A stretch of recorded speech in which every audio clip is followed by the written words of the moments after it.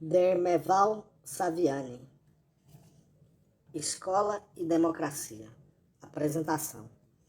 Este pequeno livro foi organizado da seguinte maneira.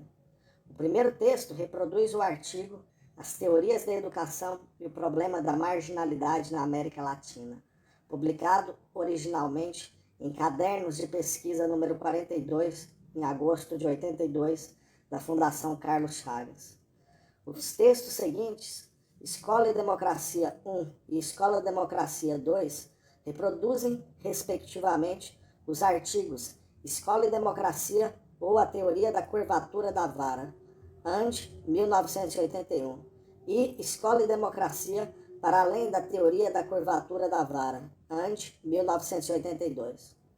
O último texto, 11 teses sobre educação e política, foi escrito especialmente para integrar a presente publicação. Seu objetivo é encaminhar, de modo explícito, a discussão das relações entre educação e política, já que aí reside a questão central que atravessa de ponta a ponta o conteúdo deste livro. Dada a estreita conexão entre os artigos acima mencionados, tem havido uma tendência a estudá-los conjuntamente, o que, entretanto, tem sido obstado pelas dificuldades em encontrá-los disponíveis nas livrarias. A decisão de reuni-los numa mesma publicação atende, assim, à solicitação de diversos leitores no sentido de contornar aquelas dificuldades. Esperamos que este livro, a exemplo dos artigos que lhe deram origem, continue a auxiliar professores e alunos na busca de uma compreensão mais sistemática e crítica das diferentes teorias da educação. Finalmente, aproveitamos a oportunidade para agradecer a Cadernos de Pesquisa, Revista de Estudos e Pesquisas em Educação da Fundação Carlos Chagas, e AND, Revista da Associação Nacional de Educação, pela anuência à inclusão dos artigos na presente obra. São Paulo, setembro de 1983. Dermeval Saviani. 1. As teorias da educação e o problema da marginalidade. 1. O problema. De acordo com estimativas relativas a 1970, abre aspas, cerca de 50% dos alunos das escolas primárias desertavam em condições de semi-analfabetismo ou de analfabetismo potencial na maioria dos países da América Latina. Fecha aspas, Tedesco, 1981. Isto sem se levar em conta o contingente de crianças em idade escolar que sequer têm acesso à escola e que, portanto, já se encontram a priori marginalizadas dela. O simples dado acima, indicado, lança de imediato em nossos rostos a realidade da marginalidade relativamente ao fenômeno da escolarização. Como interpretar esse dado? Como explicá-lo? Como as teorias da educação se posicionam diante dessa situação? Grosso modo, podemos dizer que, no que diz respeito à questão da marginalidade, as teorias educacionais podem ser classificadas em dois grupos. No primeiro grupo, temos aquelas teorias que entendem ser a educação um instrumento de equalização social, portanto, de superação da marginalidade. No segundo grupo, estão as teorias que entendem ser a educação um instrumento de discriminação social, logo, um fator de marginalização. Ora, percebe-se facilmente que ambos os grupos explicam a questão da marginalidade a partir de determinada maneira de entender as relações entre educação e sociedade. Assim, para o primeiro grupo, a sociedade é concebida como essencialmente harmoniosa, tendendo à integração de seus membros. A marginalidade é, pois, um fenômeno acidental que afeta individualmente a um número maior ou menor de seus membros, o que, no entanto, constitui um desvio, uma distorção, que não só pode, como deve ser corrigida. A educação emerge aí, como um instrumento de correção dessas distorções. Constitui, pois, uma força homogeneizadora que tem por função reforçar os laços sociais, promover a coesão e garantir a integração de todos os indivíduos no corpo social. Sua função coincide, pois, no limite, com a superação do fenômeno da marginalidade.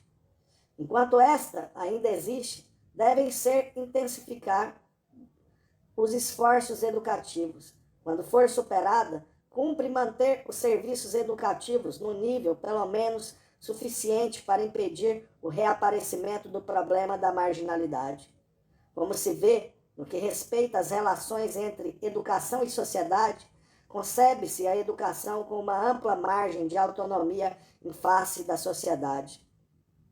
Tanto que lhe cabe um papel decisivo na conformação da sociedade, evitando sua desagregação e, mais do que isso, garantindo a construção de uma sociedade igualitária.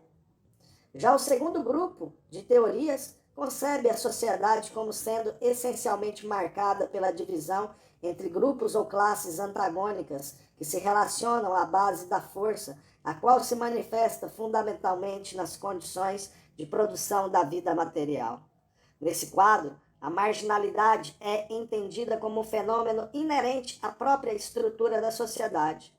Isto porque o grupo ou classe que detém maior força se converte em dominante, se apropriando dos resultados da produção social, tendendo, em consequência, a relegar os demais à condição de marginalizados. Nesse contexto, a educação é entendida como inteiramente dependente da estrutura social geradora de marginalidade, cumprindo aí a função de reforçar a dominação e legitimar a marginalização. Nesse sentido, a educação, longe de ser um instrumento de superação da marginalidade, se converte num fator de marginalização, já que sua forma específica de reproduzir a marginalidade social é a produção da marginalidade cultural e especificamente escolar. Tomando como critério de criticidade a percepção dos condicionantes objetivos, denominarei as teorias do primeiro grupo de teorias não críticas, já que encaram a educação como autônoma e buscam compreendê-la a partir dela mesma.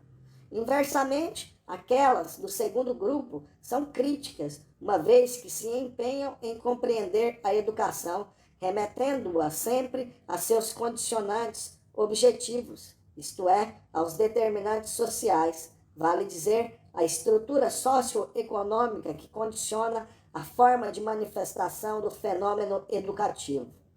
Como, porém, entendem que a função básica da educação é a reprodução da sociedade, serão por mim denominadas de teorias crítico-reprodutivistas. 2. As teorias não críticas. 1. A pedagogia tradicional. A constituição dos chamados sistemas nacionais de ensino data de inícios do século passado. Sua organização inspirou-se no princípio de que a educação é direito de todos e dever do Estado. O direito de todos à educação decorria do tipo de sociedade correspondente aos interesses da nova classe que consolidara no poder a burguesia. Tratava-se, pois, de construir uma sociedade democrática, de consolidar a democracia burguesa. Para superar a situação de opressão própria do antigo regime e ascender a um tipo de sociedade fundada no contrato social celebrado livremente entre os indivíduos, era necessário vencer a barreira da ignorância. Só assim seria possível transformar os súditos em cidadãos, isto é, em indivíduos livres, porque esclarecidos, ilustrados. Como realizar essa tarefa? Através do ensino. A escola é erigida, pois, no grande instrumento para converter os súditos em cidadãos. Abre aspas, citação de Zanotti, redimindo os homens de seu duplo pecado histórico, a ignorância, miséria moral, e a opressão, miséria política. Fecha aspas. Nesse quadro, a causa da marginalidade é identificada com a ignorância. É marginalizado da nova sociedade quem não é esclarecido. A escola surge como um antídoto à ignorância, logo, um instrumento para equacionar o problema da marginalidade. Seu papel é difundir a instrução, transmitir os conhecimentos acumulados pela humanidade e sistematizados logicamente. O mestre-escola será o artífice dessa grande obra. A escola se organiza, pois, como uma agência centrada no professor, o qual transmite, segundo uma gradação lógica, o acervo cultural aos alunos. A estes cabe assimilar os conhecimentos que lhes são transmitidos. A teoria pedagógica acima indicada correspondia a determinada maneira de organizar a escola. Como as iniciativas cabiam ao professor, o essencial era contar com um professor razoavelmente bem preparado. Assim, as escolas eram organizadas na forma de classes, cada uma contando com um professor que expunha as lições que os alunos seguiam atentamente e aplicava os exercícios que os alunos deveriam realizar disciplinadamente. Ao entusiasmo dos primeiros tempos, suscitado pelo tipo de escola acima descrito de forma simplificada, sucedeu progressivamente uma crescente decepção. A referida escola, além de não conseguir realizar seu desiderato de universalização, nem todos nela ingressavam, e mesmo os que ingressavam nem sempre eram bem-sucedidos, ainda teve de curvar-se ante o fato de que nem todos os bem-sucedidos se ajustavam ao tipo de sociedade que se queria consolidar. Começaram, então, a se avolumar as críticas a essa teoria da educação e a essa escola que passa a ser chamada de escola tradicional. 2. A pedagogia nova. As críticas à pedagogia tradicional, formuladas a partir do final do século passado, foram, aos poucos, dando origem a uma outra teoria da educação. Esta teoria mantinha a crença no poder da escola e em sua função de equalização social. Portanto, as esperanças de que se pudesse corrigir a distorção expressa no fenômeno da marginalidade através da escola ficaram de pé. Se a escola não vinha cumprindo essa função, tal fato se devia a que o tipo de escola implantado, a escola tradicional, se revelara inadequado. Toma corpo, então, um amplo movimento de reforma cuja expressão mais típica ficou conhecida sob o nome de escola-novismo. Tal movimento tem como ponto de partida a escola tradicional já implantada segundo as diretrizes consubstanciadas na teoria da educação, que ficou conhecida como pedagogia tradicional. A pedagogia nova começa, pois, por efetuar a crítica da pedagogia tradicional, esboçando uma nova maneira de interpretar a educação e ensaiando implantá-la, primeiro através de experiências restritas, depois advogando sua generalização no âmbito dos sistemas escolares. Segundo essa nova teoria, a marginalidade deixa de ser vista predominantemente sob o ângulo da ignorância, isto é, o não domínio de conhecimentos. O marginalizado já não é propriamente o ignorante, mas o rejeitado. Alguém está integrado, não quando é ilustrado, mas quando se sente aceito pelo grupo e, através dele, pela sociedade em seu conjunto. É interessante notar que alguns dos principais representantes da pedagogia nova se converteram à pedagogia a partir da preocupação com os anormais. Ver, por exemplo, De Crowley e Montessori. A partir das experiências levadas a efeito com crianças anormais, é que se pretendeu generalizar procedimentos pedagógicos para o conjunto do sistema escolar. Nota-se, então, uma espécie de biopsicologização da sociedade, da educação e da escola. Ao conceito de anormalidade biológica, construída a partir da constatação de deficiências neurofisiológicas, se acrescenta o conceito de anormalidade psíquica, detectada através dos testes de inteligência, de personalidade, etc., que começam a se multiplicar. Forja-se, então, uma pedagogia que advoga um tratamento diferencial a partir da descoberta das diferenças individuais. Eis a grande descoberta: os homens são essencialmente diferentes. Não se repetem, cada indivíduo é único. Portanto, A marginalidade não pode ser explicada pelas diferenças entre os homens, quaisquer que elas sejam, não apenas diferenças de cor, de raça, de credo ou de classe, o que já era defendido pela pedagogia tradicional, mas também diferenças no domínio do conhecimento, na participação do saber, no desempenho cognitivo. Marginalizados são os anormais, isto é, os desajustados e desadaptados de todos os matizes. Mas a anormalidade não é algo em si negativo, ela é simplesmente uma diferença. Portanto, podemos concluir, ainda que isto soe paradoxal, que a anormalidade é um fenômeno normal. Não é, pois, suficiente para caracterizar a marginalidade. Esta está marcada pela desadaptação ou desajustamento, fenômenos associados ao sentimento de rejeição. A educação, enquanto fator de equalização social, será, pois, um instrumento de correção da marginalidade na medida em que cumprir a função de ajustar, de adaptar os indivíduos à sociedade, incutindo neles o sentimento de aceitação dos demais e pelos demais.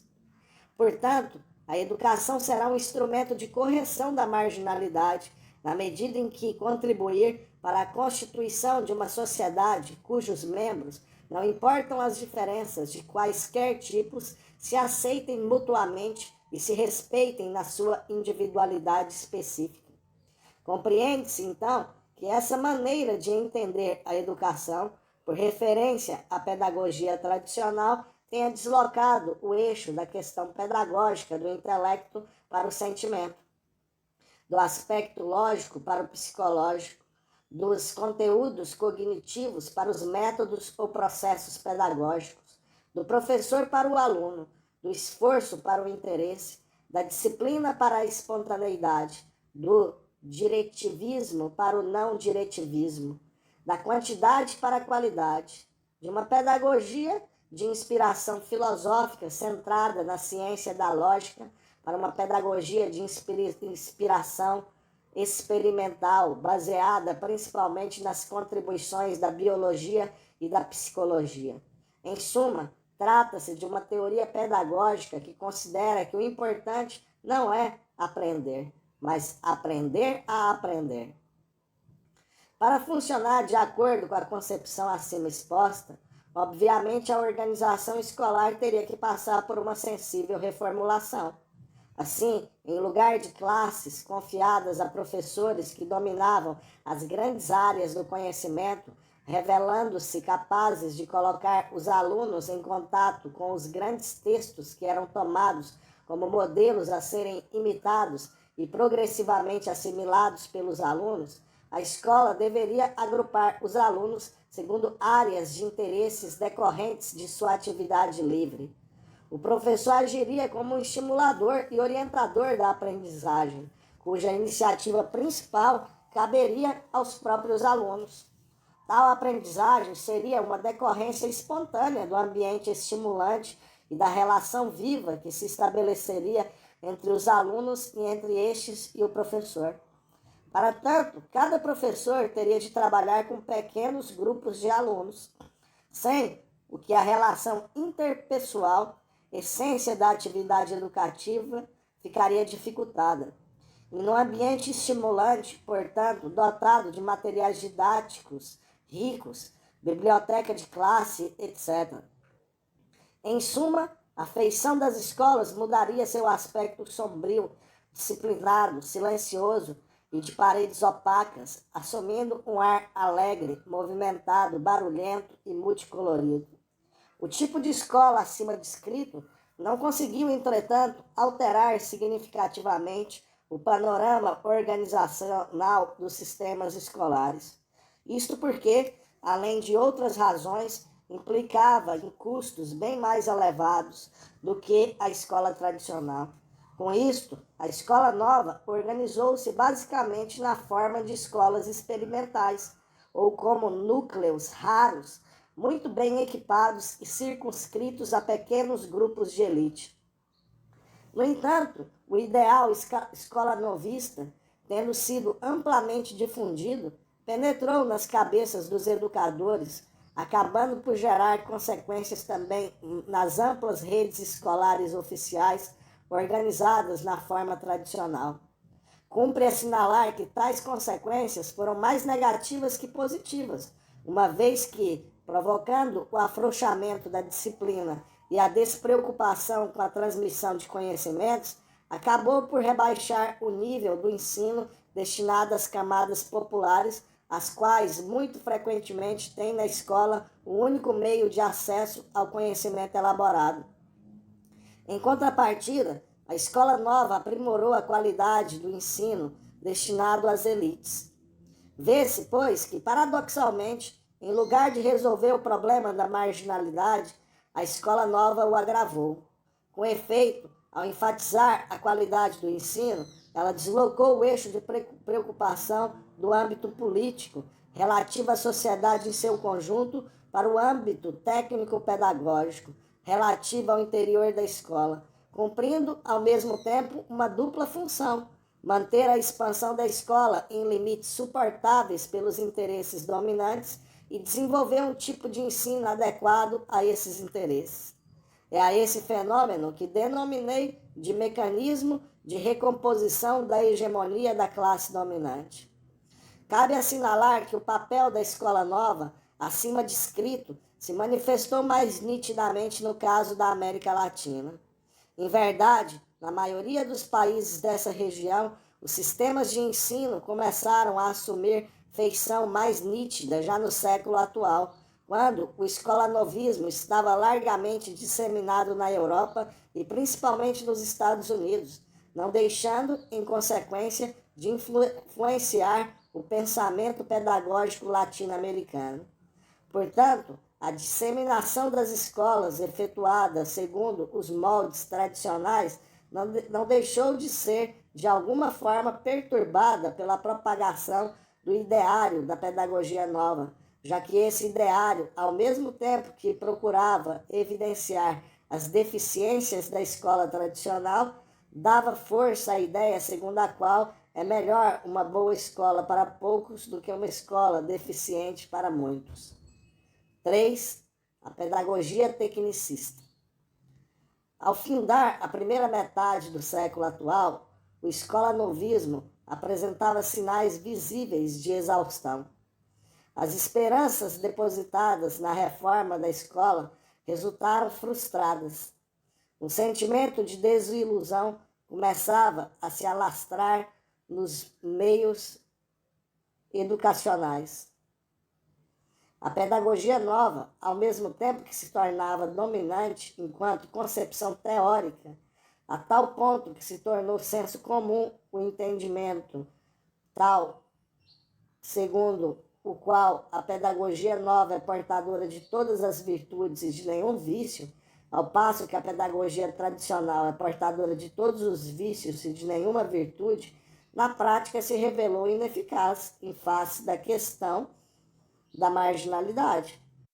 Assim, de um lado, surgiram tentativas de desenvolver uma espécie de escola nova popular, cujos exemplos mais significativos são as pedagogias de Freinet e de Paulo Freire. De outro lado, radicalizava-se a preocupação com os métodos pedagógicos presentes no escolanovismo, que acaba por desembocar na eficiência instrumental. Articula-se aqui uma nova teoria educacional, a pedagogia tecnicista. A partir do pressuposto da neutralidade científica e inspirada nos princípios de racionalidade, eficiência e produtividade, essa pedagogia advoga a reordenação do processo educativo de maneira a torná-lo objeto e operacional. De modo semelhante ao que ocorreu no trabalho fabril, pretende-se a objetivação do trabalho pedagógico. Com efeito, se no artesanato o trabalho era subjetivo, isto é, os instrumentos de trabalho eram dispostos em função do trabalhador e este dispunha deles segundo seus desígnios. Na produção fabril, essa relação é invertida. Aqui é o trabalhador que deve se adaptar ao processo de trabalho, já que este foi objetivado e organizado na forma parcelada. Nessas condições, o trabalhador ocupa seu posto na linha de montagem e executa determinada tarefa do trabalho necessário para produzir determinados objetos. O produto é, pois, uma decorrência da forma como é organizado o processo. O concurso das ações de diferentes sujeitos produz, assim, um resultado com o qual nenhum dos sujeitos se identifica e que, ao contrário, lhes é estranho. O fenômeno acima mencionado nos ajuda a entender a tendência que se esboçou com o advento daquilo que estou chamando de pedagogia tecnicista. Buscou-se planejar a educação de modo a dotá-la de uma organização racional capaz de minimizar as interferências subjetivas que pudessem pôr em risco sua eficiência. Para tanto, era mister operacionalizar os objetivos e, pelo menos em certos aspectos, mecanizar o processo. Daí a proliferação de propostas pedagógicas tais como o enfoque sistêmico, o microensino, o teleensino, a instrução programada, as máquinas de ensinar, etc. Daí também o parcelamento do trabalho pedagógico com a especialização de funções, postulando-se a introdução no sistema de ensino de técnicos dos mais diferentes matizes. Daí, enfim, a padronização do sistema de ensino a partir de esquemas de planejamento previamente formulados aos quais devem se ajustar as diferentes modalidades de disciplinas e práticas pedagógicas. Se na pedagogia tradicional a iniciativa cabia ao professor, que era, ao mesmo tempo, o sujeito do processo, o elemento decisivo e decisório, se na pedagogia nova a iniciativa desloca-se para o aluno, situando-se o nervo da ação educativa na relação professor-aluno, portanto, relação interpessoal, intersubjetiva, na pedagogia tecnicista, o elemento principal passa a ser a organização racional dos meios, ocupando professor e aluno posição secundária. Relegados que são a condição de executores de um processo cuja concepção, planejamento, coordenação e controle ficam a cargo de especialistas supostamente habilitados, neutros, objetivos, imparciais. A organização do processo converte-se na garantia da eficiência, compensando e corrigindo as deficiências do professor e maximizando os efeitos de sua intervenção. Cumpre notar que, embora a pedagogia nova também dê grande importância aos meios, há, porém, uma diferença fundamental. Enquanto na pedagogia nova os meios são dispostos e estão à disposição da relação professor-aluno, estando, pois, a serviço dessa relação, na pedagogia tecnicista a situação se inverte. Enquanto na pedagogia nova são os professores e alunos que decidem se utilizam ou não determinados meios, bem como quando e como o farão, na pedagogia tecnicista dir-se-ia que é o processo que define o que professores e alunos devem fazer e assim também quando e como o farão. Compreende-se, então, que para a pedagogia tecnicista, a marginalidade não será identificada com a ignorância, nem será detectada a partir do sentimento de rejeição. Marginalizado será o incompetente, no sentido técnico da palavra, isto é, o ineficiente e improdutivo.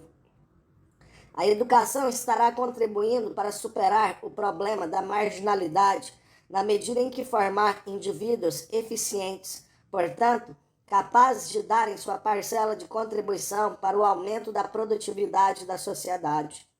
Assim, estará ela cumprindo sua função de equalização social. Nesse contexto teórico, a equalização social é identificada com o equilíbrio do sistema, no sentido do enfoque sistêmico. A marginalidade, isto é, a ineficiência e improdutividade, se constitui numa ameaça à estabilidade do sistema. Como o sistema comporta múltiplas funções, às quais correspondem determinadas ocupações, como essas diferentes funções são interdependentes, de tal modo que a ineficiência no desempenho de uma delas afeta as demais e, em consequência, todo o sistema, cabe à educação proporcionar um eficiente treinamento para a execução das múltiplas tarefas demandadas continuamente pelo sistema social. A educação será concebida, pois, como um subsistema cujo funcionamento eficiente é essencial ao equilíbrio do sistema social de que faz parte. Sua base de sustentação teórica desloca-se para a psicologia behaviorista, a engenharia comportamental, a ergonomia, informática, cibernética, que tem em comum a inspiração filosófica neopositivista e o método funcionalista. Do ponto de vista pedagógico, conclui-se, pois, que, se para a pedagogia tradicional a questão central é aprender, e para a pedagogia nova, aprender a aprender, para a pedagogia tecnicista, o que importa é aprender a fazer. A teoria pedagógica acima exposta corresponde a uma reorganização das escolas, que passam por crescente processo de burocratização. Com efeito, acreditava-se que o processo se racionalizava na medida em que se agisse planificadamente. Para tanto, era mister baixar instruções minuciosas de como proceder com vistas a que os diferentes agentes cumprissem cada qual as tarefas específicas acometidas a cada um no amplo espectro em que se fragmentou o ato pedagógico. O controle seria feito basicamente através do preenchimento de formulários. O magistério passou então a ser submetido a um pesado e sufocante ritual com resultados visivelmente negativos. Na verdade, a pedagogia tecnicista, ao ensaiar transpor para a escola a forma de funcionamento do sistema fabril, perdeu de vista a especificidade da educação, ignorando que a articulação entre escola e processo produtivo se dá de modo indireto e através de complexas mediações. Além do mais, na prática educativa, a orientação tecnicista se cruzou com as condições tradicionais predominantes nas escolas, bem como com a influência da pedagogia nova, que exerceu poderoso atrativo sobre os educadores. Nessas condições, a pedagogia tecnicista acabou por contribuir para aumentar o caos no campo educativo, gerando tal nível de descontinuidade, de heterogeneidade e de fragmentação que praticamente inviabiliza o trabalho pedagógico. Com isto, o problema da marginalidade só tendeu a se agravar. O conteúdo do ensino tornou-se ainda mais rarefeito e a relativa ampliação das vagas se tornou irrelevante em face dos altos índices de evasão e repetência. A situação acima descrita afetou particularmente a América Latina, já que desviou das atividades fim para as atividades meio parcela considerável dos recursos sabidamente escassos destinados à educação. Por outro lado, sabe-se que boa parte dos programas internacionais de implantação de tecnologias de ensino nesses países tinham por detrás outros interesses, como, por exemplo, a venda de artefatos tecnológicos obsoletos aos países subdesenvolvidos. Capítulo 2. As teorias crítico-reprodutivistas. Como já assinalei, o primeiro grupo de teorias concebe a marginalidade como um desvio, tendo a educação por função a correção desse desvio. A marginalidade é vista como um problema social e a educação, que dispõe de autonomia em relação à sociedade, estaria, por esta razão, capacitada a intervir eficazmente na sociedade, transformando-a, tornando-a melhor, corrigindo as injustiças. Em suma, promovendo a equalização social. Essas teorias consideram, pois, apenas a ação da educação sobre a sociedade, porque desconhecem as determinações sociais do fenômeno educativo. Eu as denominei de teorias não críticas. Inversamente, as teorias do segundo grupo, que passarei a examinar, são críticas, uma vez que postulam não ser possível compreender a educação senão a partir dos seus condicionantes sociais. Há, pois, nessas teorias, uma cabal percepção da dependência da educação em relação à sociedade. Entretanto, como na análise que desenvolvem chegam invariavelmente à conclusão de que a função própria da educação consiste na reprodução da sociedade em que ela se insere, bem merece a denominação de teorias crítico-reprodutivistas. Tais teorias contam com um razoável número de representantes e se manifestam em diferentes versões. Há, por exemplo, os chamados radicais americanos, cujos principais representantes são Bowles e Gintis, através do livro Schooling in Capitalist America, de 1976, que podem ser classificados nesse grupo de teorias. Tais autores consideram que a escola tinha, nas origens, uma função equalizadora. Entretanto, atualmente, ela se torna cada vez mais discriminadora e repressiva. Todas as reformas escolares fracassaram, tornando cada vez mais evidente o papel que a escola desempenha. Reproduzir a sociedade de classes e reforçar o modo de produção capitalista. Em que pesem as diferentes manifestações, considero que, no âmbito desse grupo, as teorias que maior repercussão tiveram e que alcançaram o maior nível de elaboração são as seguintes. Primeiro, teoria do sistema de ensino enquanto violência simbólica. Segundo, teoria da escola enquanto aparelho ideológico de Estado. Terceiro, teoria da escola dualista. A seguir, comentarei brevemente cada uma delas. 1. Teoria do sistema de ensino enquanto violência simbólica. Esta teoria está desenvolvida na obra A Reprodução, Elementos para uma Teoria do Sistema de Ensino, de Pierre Bourdieu e J.C. Passeron, de 1975. A obra é constituída de 2 livros. No livro 1, Fundamentos de uma Teoria da Violência Simbólica, a teoria é sistematizada num corpo de proposições logicamente articuladas segundo um esquema analítico-dedutivo. O livro 2 expõe os resultados de uma pesquisa empírica levada a cabo pelos autores no sistema escolar francês em um de seus segmentos, qual seja a Faculdade de Letras.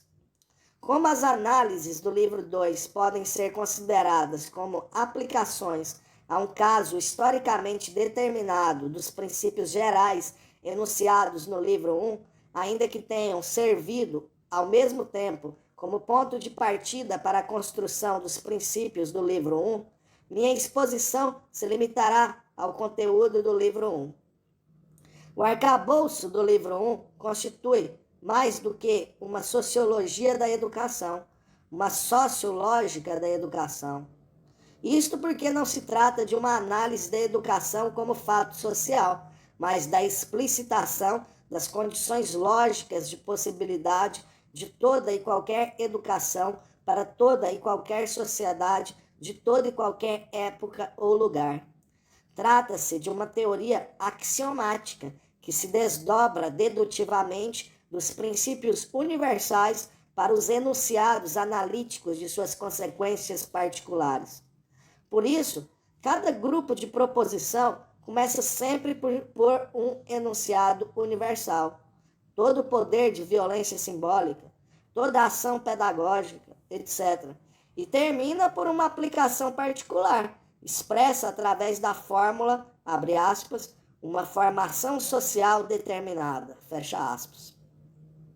Por outro lado, no intuito de preservar a validade universal da teoria, os autores têm o cuidado de utilizar sempre a expressão, abre aspas, grupos ou classes, fecha aspas, jamais se referindo apenas às classes simplesmente, o que indica que a validade da teoria não pretende se circunscrever apenas às sociedades de classes, mas se estende também às sociedades sem classes, que porventura tenham existido ou venham a existir. Em suma, o axioma fundamental, proposição 0, que enuncia a teoria geral da violência simbólica, se aplica ao sistema de ensino, que é definido, pois, como uma modalidade específica da violência simbólica, proposições de grau 4, através de proposições intermediárias que tratam sucessivamente da ação pedagógica, proposições de grau 1, da autoridade pedagógica, proposição de grau 2, e do trabalho pedagógico, proposição de grau 3. Por que violência simbólica? Os autores tomam como ponto de partida que toda e qualquer sociedade estrutura-se como um sistema de relações de força material entre grupos ou classes. Sobre a base da força material e sobre sua determinação, erige-se um sistema de relações de força simbólica, cujo papel é reforçar, por dissimulação, as relações de força material. É essa a ideia central contida no axioma fundamental da teoria. Se não, vejamos o seu enunciado. Abre aspas, citação de Bourdieu e Passeron. Todo poder de violência simbólica, isto é, todo poder que chega a impor significações e a impô-las como legítimas, dissimulando as relações de força que estão na base de sua força, acrescenta sua própria força, isto é, propriamente simbólica, e a essas relações de força. Fecha aspas. Vê-se, pois, que o reforçamento da violência material se dá pela sua conversão ao plano simbólico, onde se produz e reproduz o reconhecimento da dominação e de sua legitimidade pelo desconhecimento, dissimulação de seu caráter de violência explícita. Assim, a violência material, dominação econômica, exercida pelos grupos ou classes dominantes sobre os grupos ou classes dominados, corresponde à violência simbólica, dominação cultural. A violência simbólica se manifesta de múltiplas formas. A formação da opinião pública através dos meios de comunicação de massa, jornais, etc., a pregação religiosa, a atividade artística e literária, a propaganda e a moda, a educação familiar, etc. No entanto, na obra em questão, o objetivo de Bourdieu e Passeron é a ação pedagógica institucionalizada, isto é, o sistema escolar. Daí o subtítulo da obra, Elementos para uma teoria do sistema de ensino. Para isso, partindo, como já disse, da teoria geral da violência simbólica, buscam explicitar a ação pedagógica como imposição arbitrária da cultura, também arbitrária, dos grupos ou classes dominantes aos grupos ou classes dominados. Essa imposição, para se exercer, implica necessariamente a autoridade pedagógica, isto é, abre aspas, citação de Bourdieu e Passeron, um poder arbitrário de imposição que, só pelo fato de ser desconhecido como tal, se encontra objetivamente reconhecido como autoridade legítima. Fecha aspas. A referida ação pedagógica, que se exerce através da autoridade pedagógica, se realiza através do trabalho pedagógico, entendido, abre aspas, como trabalho de inculcação que deve durar o bastante para produzir uma formação durável, isto é, hábitos como produto da interiorização dos princípios de um arbitrário cultural capaz de perpetuar-se após a cessação da ação pedagógica e, por isso, se perpetuar nas práticas os princípios do arbitrário interiorizado. Fecha aspas.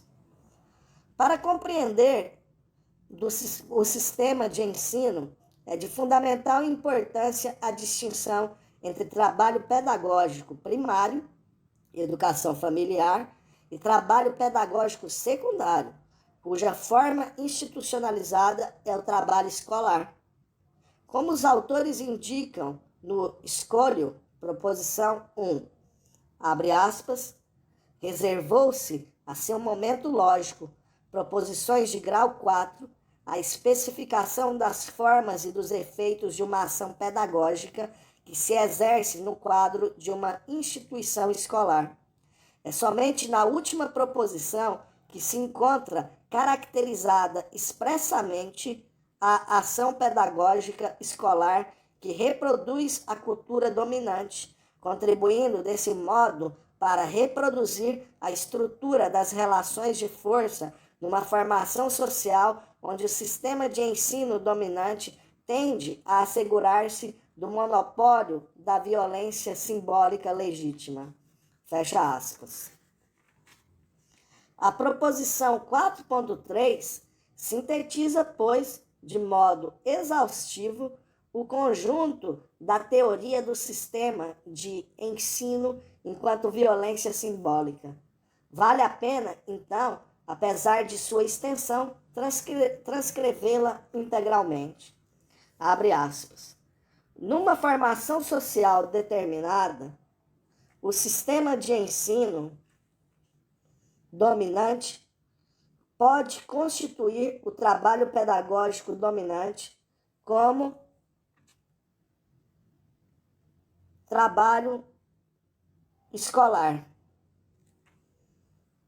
sem que os que o exercem, como os que a ele se submetem, cessem de desconhecer sua dependência relativa às relações de força constitutivas da formação social em que ele se exerce, porque ele produz e reproduz, pelos meios próprios da instituição, as condições necessárias ao exercício de sua função interna de inculcação, que são, ao mesmo tempo, as condições suficientes da realização de sua função externa de reprodução da cultura legítima e de sua contribuição correlativa à reprodução das relações de força.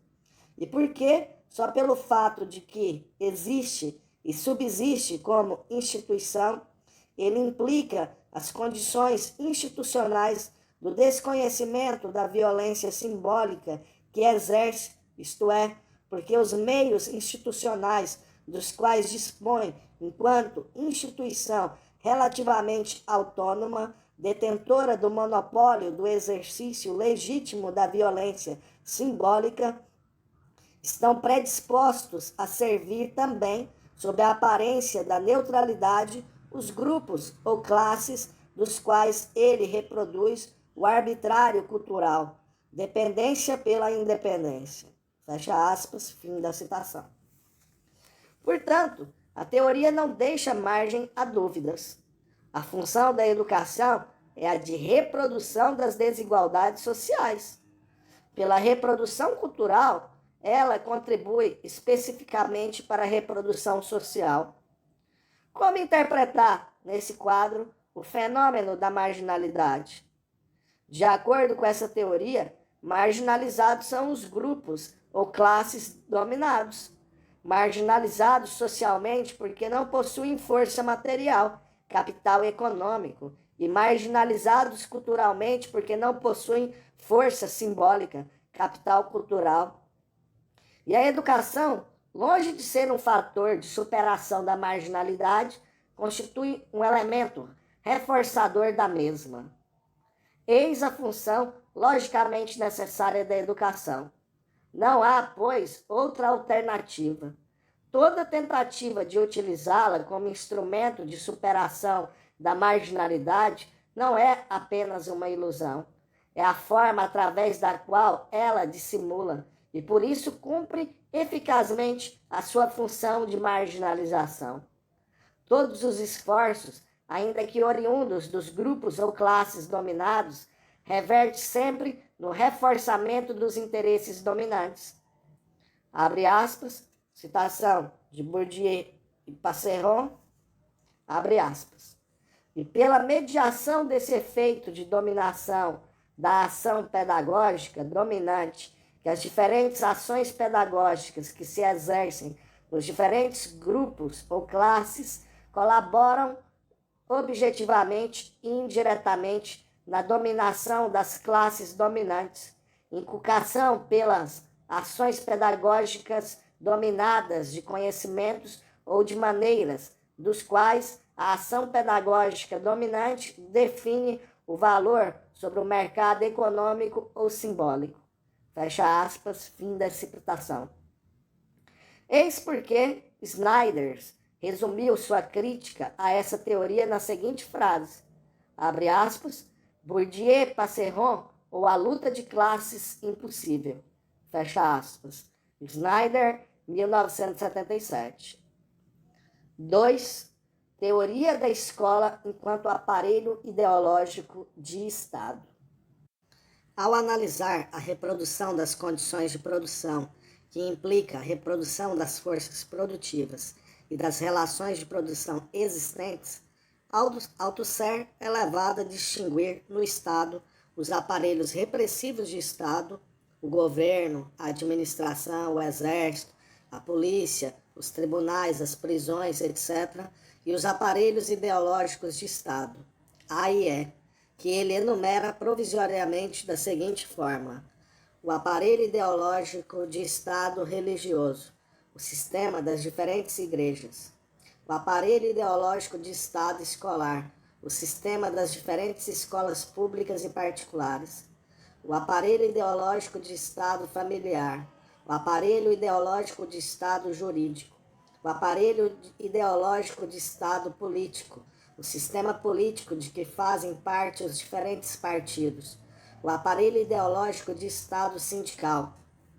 o aparelho ideológico de Estado da informação, imprensa, rádio, televisão, etc., o aparelho ideológico de Estado cultural, letras, belas artes, desportos, etc.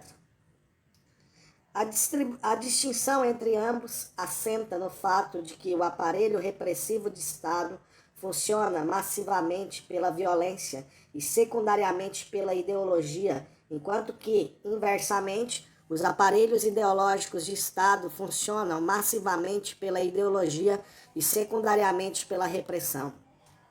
O conceito aparelho ideológico de Estado deriva da tese segundo a qual, abre aspas, a ideologia tem uma existência material, fecha aspas. Isto significa dizer que a ideologia existe sempre radicada em práticas materiais reguladas por rituais materiais definidos por instituições materiais. Em suma, a ideologia se materializa em aparelhos, os aparelhos ideológicos de Estado. A partir desses instrumentos conceituais, Althusser avança a tese segundo a qual, abre aspas, o aparelho ideológico de Estado que foi colocado em posição dominante nas formações capitalistas maduras, após uma violenta luta de classes política e ideológica contra o antigo aparelho ideológico de Estado dominante, é o aparelho ideológico escolar, fecha aspas. Como o aparelho ideológico de Estado dominante, vale dizer que a escola constitui o instrumento mais acabado de reprodução das relações de produção de tipo capitalista, para isso, ela toma a si todas as crianças de todas as classes sociais e lhes inculca, durante anos a fio de audiência obrigatória, abre aspas, saberes práticos, fecha aspas, envolvidos na ideologia dominante. Uma grande parte, operários e camponeses, cumpre a escolaridade básica e é introduzida no processo produtivo. Outros avançam no processo de escolarização, mas acabam por interrompê-lo, passando a integrar os quadros médios, os pequenos burgueses de toda a espécie. Uma pequena parte, enfim, atinge o vértice da pirâmide escolar, Estes vão ocupar os postos próprios dos agentes da exploração, do sistema produtivo, dos agentes da repressão, dos aparelhos repressivos de Estado e dos profissionais da ideologia nos aparelhos ideológicos de Estado. Em todos os casos, trata-se de reproduzir as relações de exploração capitalista. Nas palavras de Althusser, abre aspas, é através da aprendizagem de alguns saberes práticos, savoir-faire, envolvidos na inculcação massiva da ideologia da classe dominante, que são em grande parte reproduzidas as relações de produção de uma formação social capitalista, isto é, as relações de explorados com exploradores e de exploradores com explorados, fecha aspas. Nesse contexto, como se coloca o problema da marginalidade? O fenômeno da marginalização se inscreve no próprio seio das relações de produção capitalista que se funda na expropriação dos trabalhadores pelos capitalistas.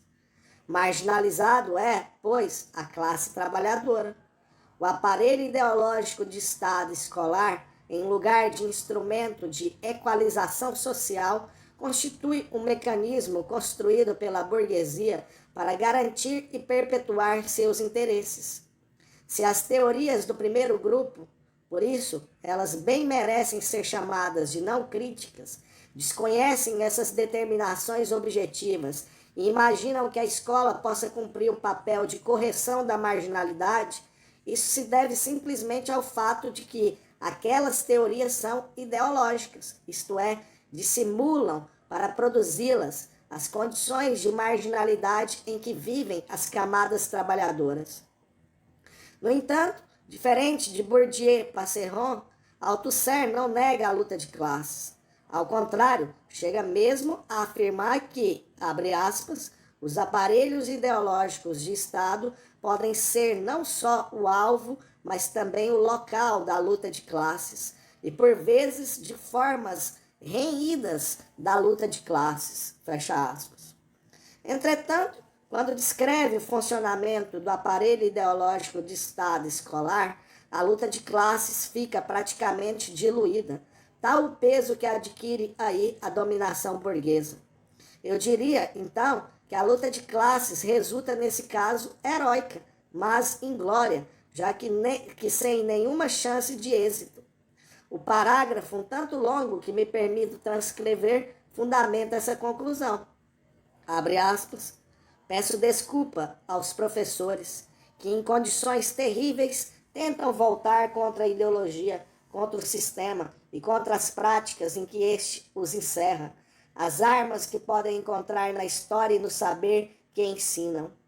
Em certa medida são heróis, mas são raros, e quantos, a maioria, não tem sequer um vislumbre de dúvida quanto ao trabalho que o sistema, que os ultrapassa e esmaga, os obriga a fazer. Pior, dedicam-se inteiramente, em toda a consciência, à realização desse trabalho, os famosos métodos novos. Tem tão poucas dúvidas que contribuem até pelo seu devotamento a manter e alimentar a representação ideológica da escola que a torna hoje tão natural, indispensável, útil e até benfazeja aos nossos contemporâneos, quanto a igreja era natural, indispensável e generosa para os nossos antepassados de há séculos. Fecha aspas, fim da citação. 3. Teoria da escola dualista.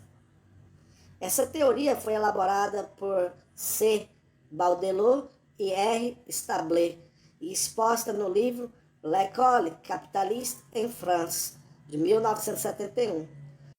Chamo de teoria da escola dualista, porque os autores se empenham em mostrar que a escola, em que pese a aparência unitária e unificadora, é uma escola dividida em duas, e não mais do que duas, grandes redes, as quais correspondem à divisão da sociedade capitalista em duas classes fundamentais, a burguesia e o proletariado. Os autores procedem de modo didático, enunciando preliminarmente as teses básicas que sucessivamente passam a demonstrar. Assim, na primeira parte, após dissipar as ilusões da unidade da escola, formulam 6 proposições fundamentais que passarão a demonstrar ao longo da obra. Abre aspas. Primeiro, existe uma rede de escolarização que chamaremos rede secundária superior. Segundo, existe uma rede de escolarização que chamaremos de rede primária profissional. Terceiro, não existe terceira rede. Quarto, estas duas redes constituem, pelas relações que as definem, o aparelho escolar capitalista. Este aparelho é um aparelho ideológico do Estado capitalista. Quinto, enquanto tal, este aparelho contribui pela parte que lhe cabe a reproduzir as relações de produção capitalistas, quer dizer, em definitivo, a divisão da sociedade em classes, em proveito da classe dominante.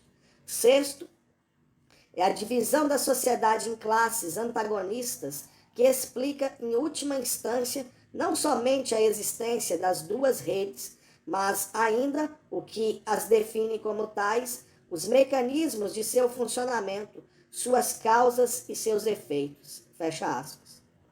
Através de minuciosa análise estatística, os autores se empenham em demonstrar, na segunda parte, as 3 primeiras proposições, isto é, a existência de apenas 2 redes de escolarização. As redes primária profissional e secundária superior. A quarta proposição é objeto das terceira e quarta partes. Na terceira parte se procura pôr em evidência que, abre aspas, é a mesma ideologia dominante que é imposta a todos os alunos sob formas necessariamente incompatíveis. Fecha aspas. Na quarta parte, se demonstra que a divisão em 2 redes atravessa o aparelho escolar em seu conjunto. Portanto, desde a escola primária, contrariamente às aparências de unidade da escola primária, mais do que isso, afirmam os autores que, abre aspas, é na escola primária que o essencial de tudo que concerne ao aparelho escolar capitalista se realiza. Fecha aspas. Finalmente, a quinta parte é dedicada à demonstração das 2 últimas proposições, evidenciando, então, que, abre aspas, se o aparelho escolar, com suas 2 redes opostas, contribui para reproduzir as relações sociais de produção capitalista. Fecha aspas. Importa reter que, nesta teoria, é retomado o conceito de Althusser, aparelho ideológico de Estado, definindo-se o aparelho escolar como, abre aspas, unidade contraditória de 2 redes de escolarização. Fecha aspas. Enquanto aparelho ideológico, a escola cumpre 2 funções básicas. Contribui para a formação da força de trabalho e para a inculcação da ideologia burguesa. Cumpre assinalar, porém, que não se trata de 2 funções separadas. Pelo mecanismo das práticas escolares, a formação da força de trabalho se dá no próprio processo de inculcação ideológica. Mais do que isso, todas as práticas escolares, ainda que contenham elementos que implicam um saber objetivo, e não poderia deixar de conter, já que sem isso a escola não contribuiria para a reprodução das relações de produção, são práticas de inculcação ideológica. A escola é, pois, um aparelho ideológico, isto é, o aspecto ideológico é dominante e comanda o funcionamento do aparelho escolar em seu conjunto. Consequentemente, a função precípua da escola é a inculcação da ideologia burguesa. Isto é feito de 2 formas concomitantes. Em primeiro lugar, a inculcação explícita de ideologia burguesa. Em segundo lugar, o recalcamento, a sujeição e o disfarce da ideologia proletária. Vê-se, pois, a especificidade dessa teoria. Ela admite a existência da ideologia do proletariado. Considera, porém, que tal ideologia tem origem e existência fora da escola, isto é, nas massas operárias e em suas organizações. A escola é um aparelho ideológico da burguesia e a serviço de seus interesses. O parágrafo abaixo transcrito é extremamente esclarecedor a respeito. Abre aspas. A contradição principal existe brutalmente fora da escola sob a forma de uma luta que opõe a burguesia ao proletariado. Ela se trava nas relações de produção, que são relações de exploração. Como aparelho ideológico de Estado, a escola é um instrumento da luta de classes ideológica do Estado burguês, onde o Estado burguês persegue objetivos exteriores à escola. Ela não é senão um instrumento destinado a esses fins. A luta ideológica conduzida pelo Estado burguês na escola visa a ideologia proletária que existe fora da escola nas massas operárias e suas organizações. A ideologia proletária não está presente em pessoa na escola, mas apenas sob a forma de alguns de seus efeitos que se apresentam como resistências. Entretanto, inclusive por meio dessas resistências, é ela própria que é visada no horizonte pelas práticas de inculcação ideológica burguesa e pequeno-burguesa. Fecha aspas. No quadro da teoria da escola dualista, o papel da escola não é, então, o de simplesmente reforçar e legitimar a marginalidade que é produzida socialmente. Considerando-se que o proletariado dispõe de uma força autônoma e forja na prática da luta de classes suas próprias organizações e sua própria ideologia, a escola tem por missão impedir o desenvolvimento da ideologia do proletariado e a luta revolucionária. Para isso, ela é organizada pela burguesia como um aparelho separado da produção. Consequentemente, não cabe dizer que a escola qualifica diferentemente o trabalho intelectual e o trabalho manual. Cabe, isto sim, dizer que ela qualifica o trabalho intelectual e desqualifica o trabalho manual, sujeitando o proletariado à ideologia burguesa sob um disfarce pequeno-burguês. Assim, pode-se concluir que a escola é, ao mesmo tempo, um fator de marginalização relativamente à cultura burguesa, assim como em relação à cultura proletária. Em face da cultura burguesa, pelo fato de inculcar a massa de operários que tem acesso à rede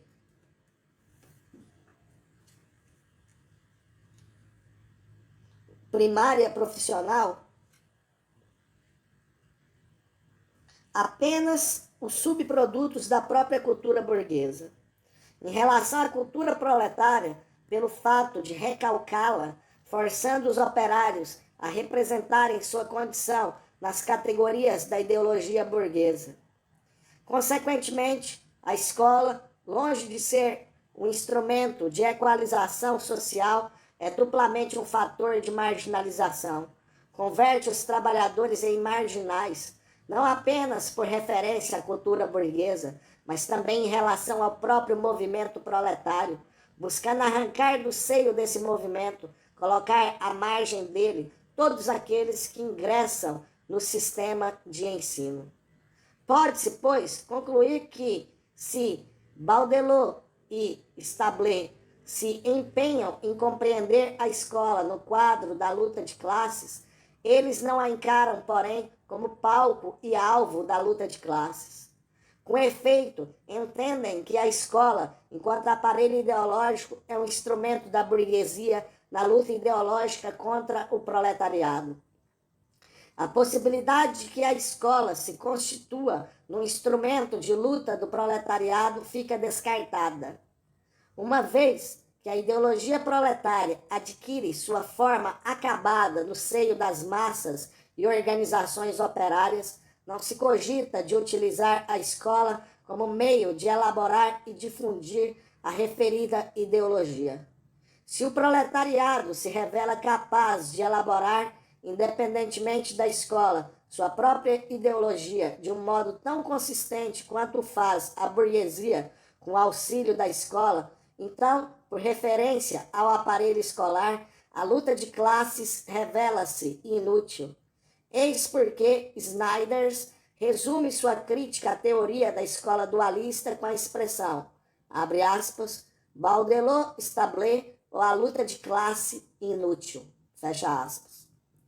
Ao terminar esse rápido esboço relativo às teorias crítico-reprodutivistas, cumpre assinalar que, obviamente, tais teorias não deixaram de exercer influência na América Latina, tendo alimentado ao longo da década de 70 uma razoável quantidade de estudos críticos sobre o sistema de ensino. Se tais estudos tiveram o mérito de pôr em evidência o comprometimento da educação com os interesses dominantes, também é certo que contribuíram para disseminar entre os educadores um clima de pessimismo e de desânimo que, evidentemente, só poderia tornar ainda mais remota a possibilidade de articular os sistemas de ensino com os esforços de superação do problema da marginalidade nos países da região. Capítulo 3. Para uma teoria crítica da educação. O leitor terá notado que, quando me referi às teorias não críticas, após expor brevemente o conteúdo de cada uma, procurei mostrar a forma de organização e funcionamento da escola decorrente da proposta pedagógica veiculada pela teoria. Já em relação às teorias crítico-reprodutivistas, isto não foi feito. Na verdade, estas teorias não contêm uma proposta pedagógica. Elas se empenham tão somente em explicar o mecanismo de funcionamento da escola tal como está constituída. Em outros termos, pelo seu caráter reprodutivista, estas teorias consideram que a escola não poderia ser diferente do que é. Empenham-se, pois, em mostrar a necessidade lógica, social e histórica da escola existente na sociedade capitalista, pondo em evidência aquilo que ela desconhece e mascara, seus determinantes materiais. Em relação à questão da marginalidade, ficamos, pois, com o seguinte resultado. Enquanto as teorias não críticas pretendem ingenuamente resolver o problema da marginalidade através da escola, sem jamais conseguir êxito, as teorias crítico-reprodutivistas explicam a razão do suposto fracasso. Segundo a concepção crítico-reprodutivista, o aparente fracasso é, na verdade, o êxito da escola. Aquilo que se julga ser uma disfunção é, antes, a função própria da escola. Com efeito, sendo um instrumento de reprodução das relações de produção, a escola na sociedade capitalista necessariamente reproduz a dominação e exploração. Daí seu caráter segregador e marginalizador, daí sua natureza seletiva. A impressão que nos fica é que se passou de um poder ilusório para a impotência. Em ambos os casos, a história é sacrificada. No primeiro caso, sacrifica-se a história na ideia em cuja harmonia se pretende anular as contradições do real. No segundo caso, a história é sacrificada na reificação da estrutura social em que as contradições ficam aprisionadas. O problema permanece, pois, em aberto, e pode ser recolocado nos seguintes termos. É possível encarar a escola como uma realidade histórica? Isto é, suscetível de ser transformada intencionalmente pela ação humana? Evitemos de escorregar para uma posição idealista e voluntarista. Retenhamos da concepção crítico-reprodutivista a importante lição que nos trouxe. A escola é determinada socialmente. A sociedade em que vivemos, fundada no modo de produção capitalista, é dividida em classes com interesses opostos. Portanto, a escola sofre a determinação do conflito de interesses que caracteriza a sociedade. Considerando-se que a classe dominante não tem interesse na transformação histórica da escola, ela está empenhada na preservação de seu domínio. Portanto, apenas acionará mecanismos de adaptação que evitem a transformação. Segue-se que uma teoria crítica que não seja reprodutivista só poderá ser formulada do ponto de vista dos interesses dominados. O nosso problema pode, então, ser enunciado da seguinte maneira: é possível articular a escola com os interesses dominados? Da perspectiva do tema deste artigo, a questão recebe a seguinte formulação: é possível uma teoria da educação que capte criticamente a escola como um instrumento capaz de contribuir para a superação do problema da marginalidade? Limito-me aqui a afirmar a possibilidade dessa teoria, já que escapa aos objetivos desse artigo o desenvolvimento da mesma. Uma teoria do tipo acima enunciado se impõe a tarefa de superar tanto o poder ilusório, que caracteriza as teorias não críticas, como a impotência decorrente das teorias crítico-reprodutivistas, colocando nas mãos dos educadores uma arma de luta capaz de permitir-lhes o exercício de um poder real, ainda que limitado.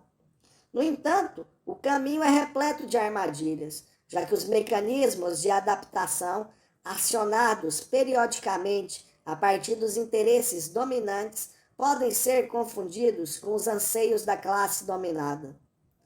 Para evitar esse risco, é necessário avançar no sentido de captar a natureza específica da educação, o que nos levará à compreensão das complexas mediações pelas quais se dá sua inserção contraditória na sociedade capitalista. É nessa direção que começa a se desenvolver um promissor esforço de elaboração teórica. Do ponto de vista prático, trata-se de retomar vigorosamente a luta contra a seletividade, a discriminação e o rebaixamento do ensino das camadas populares. Lutar contra a marginalidade através da escola significa engajar-se no esforço para garantir aos trabalhadores o ensino da melhor qualidade possível nas condições históricas atuais. O papel de uma teoria crítica da educação é dar substância concreta a essa bandeira de luta, de modo a evitar que ela seja apropriada e articulada com os interesses dominantes. Capítulo 4, Pós-Scriptum. Os leitores certamente terão estranhado que, ao longo de um texto versando sobre as teorias da educação e o problema da marginalidade, não apareceu uma palavra sequer sobre a teoria da educação compensatória. Tal estranheza parece procedente, já que, se há alguma proposta educativa intimamente ligada à questão da marginalidade, esta é a chamada educação compensatória. Com efeito, não é exatamente a situação de marginalidade vivida pelas assim chamadas crianças carentes que constitui a razão de ser da educação compensatória? Não é a educação compensatória a estratégia acionada para superar o problema da marginalidade na medida em que se propõe nivelar as pré-condições de aprendizagem pela via da compreensão das desvantagens das crianças carentes? Entretanto, devo dizer que não considero a educação compensatória uma teoria educacional, seja no sentido de uma interpretação do fenômeno educativo que acarreta determinada proposta pedagógica, como ocorre com as teorias não críticas, seja no sentido de explicitar os mecanismos que regem a organização e funcionamento da educação, explicando, em consequência, as suas funções, como no caso das teorias crítico-reprodutivistas, seja ainda no sentido de um esforço para equacionar, pela via da compreensão teórica, a questão prática da contribuição específica da educação no processo de transformação estrutural da sociedade, como será o caso de uma teoria crítica da educação. A meu ver, a educação compensatória configura uma resposta não crítica às dificuldades educacionais postas em evidência pelas teorias crítico-reprodutivistas.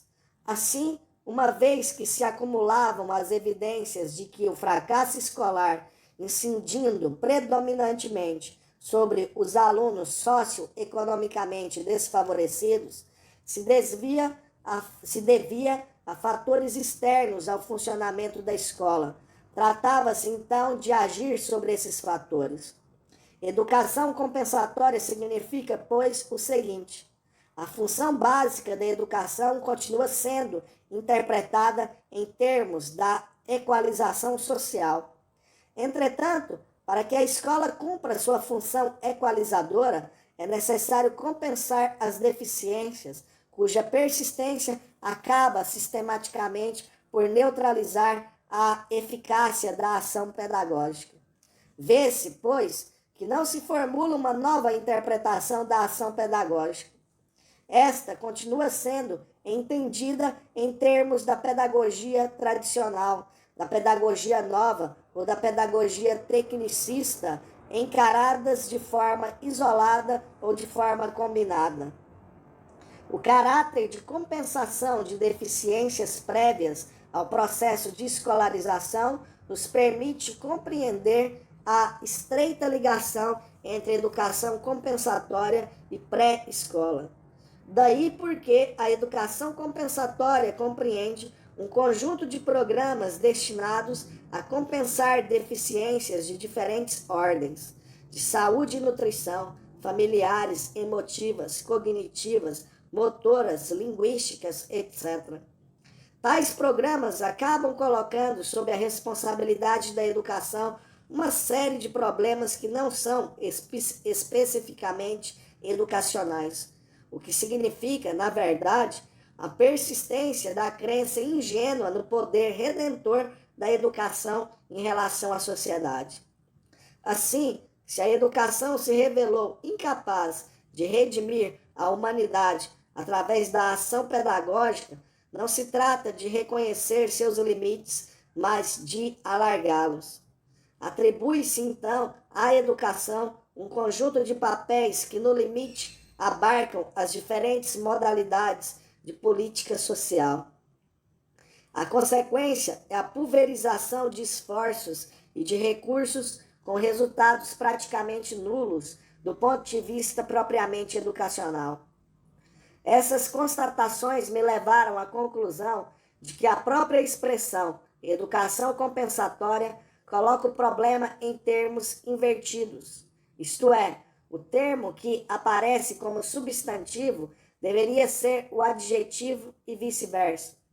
Portanto, se quer compensar as carências que caracterizam a situação de marginalidade das crianças, das camadas populares, é preciso considerar que há diferentes modalidades de compensação: compensação alimentar, compensação sanitária, compensação afetiva, compensação familiar, etc.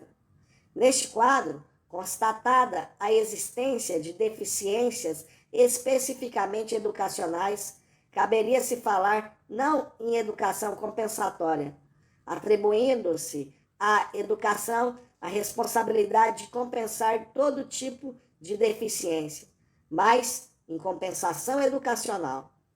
E aqui fica, finalmente, evidenciada a não autonomia teórica da educação compensatória, uma vez que a exigência de tratamento diferenciado, de respeito às diferenças individuais e aos diferentes ritmos de aprendizagem, bem como a ênfase na diversificação metodológica e técnica, no sentido de suprir as carências dos educandos, são preocupações próprias do tipo de teoria denominada neste texto de pedagogia nova. No contexto da América Latina, a tendência atualmente em curso, frequentemente reforçada pelo patrocínio de organismos internacionais de difusão da educação compensatória, com a consequente valorização da pré-escola, entendida como mecanismo de solução do problema do fracasso escolar das crianças das camadas trabalhadoras no ensino de primeiro grau, deve, pois, ser submetida à crítica.